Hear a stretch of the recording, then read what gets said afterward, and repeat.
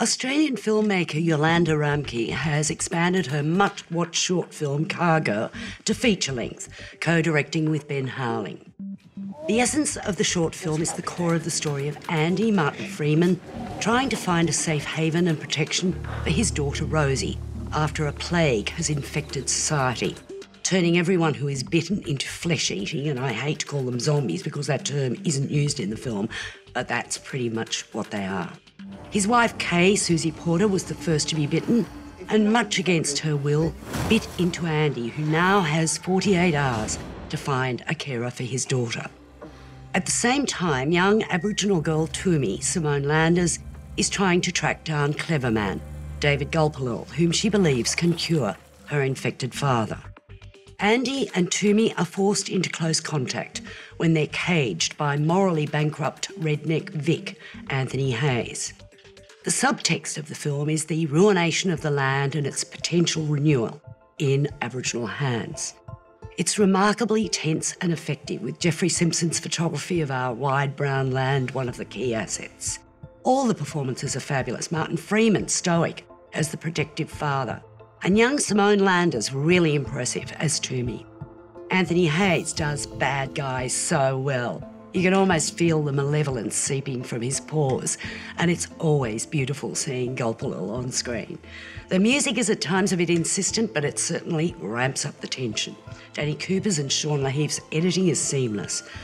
Ultimately, this is a compassionate film. Its final scenes are really quite moving. It's a fine expansion of an original idea. And it is a very clever idea, I think, at the centre of this, the way that the destruction of the land, the fracking, the coal mining, coal is God, and all of that has somehow created this virus that's destroying people in the guise of these virals. It's very, very cleverly done, and yet it's not laid on. It's not like a sort of message film in any sense at all. It's the adventure at the centre of it, the everyman character of Martin Freeman sort of just carrying on with his life, trying to save his daughter is the central sort of that device. Primal urge to save your child is sort of like really...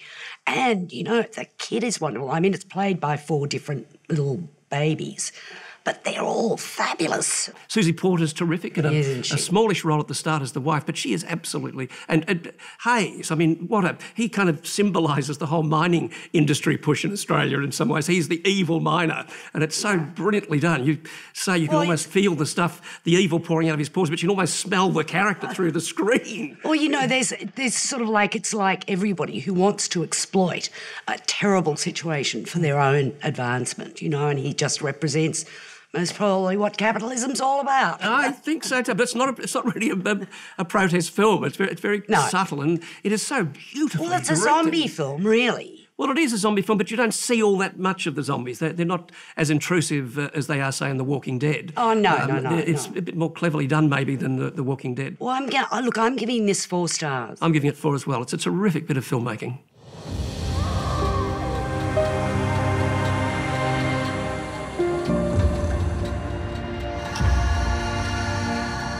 There is a family by the river. I don't know if they're still alive. You don't know anything. You're just a stupid gubber. That wasn't your dad anymore. I would like it if you came with us. Well, it's really terrific that we've got Yolanda and Ben in studio with us here to talk about the film. And I'm interested in expanding this short. And from my memory, including and going into the Aboriginal part of the film, of the feature. How did that develop from the short?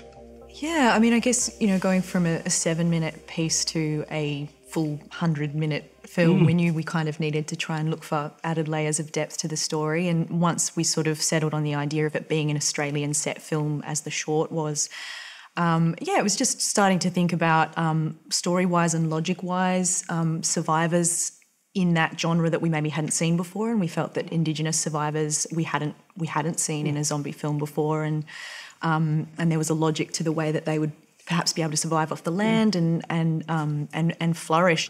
How did you get Martin Freeman involved in this? Because international star, Yeah. little Aussie film, Yeah. zombie film. I know. And he kind of is quite famous for not really liking zombie films as well. So we had a bit of an uphill battle there. But it was just sort of the traditional approach. We got the material to his agent and they liked it and passed it on, and then he responded to the script. And I think what he liked about it was a sort of more human element, the fact that the sort of zombies are more peripheral in the story. And I think it kind of helped as well having the. I mean, we're first timers as well, so there's even less appeal on that front. But we also had, the backing of our agent CAA. We had the backing of Christina Seaton, our producer, she'd just come off doing the Babadook, so she was like a really hot thing. And then also, I guess that was kind of the main kind of pushing. Well, plus also the short film's viral success as well. Yeah. So there was kind of a bit of kind of validating factors already. What was he like? Yes, how did you direct him? How did you actually direct someone of that stature? And you don't really direct Martin Freeman, I guess. I mean, he doesn't need a lot of good. He's been doing this for such a long time. Yes. So I think really for us it was more about just talking in advance about story, about tone, about the intention of the film, and just a lot of talking through, sometimes on set, but as much as possible before, about what we were trying to say. And then really it was just kind of, we would let him kind of run with it. And David Gulpilil, he's just magic on screen, whatever he's in. Yeah.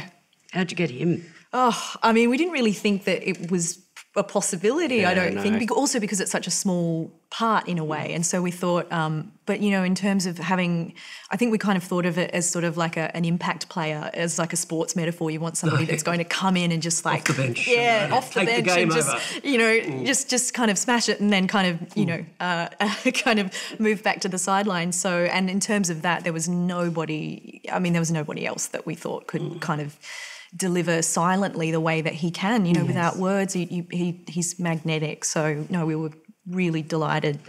Well, listen, the best of luck with this film. Thank you. Both very enthusiastic about it. Love this film, yes. And good luck with the rest of your careers. Thanks, guys. Thank you so much, guys. Thank you. Time is there. Every second, they'll be outgoing.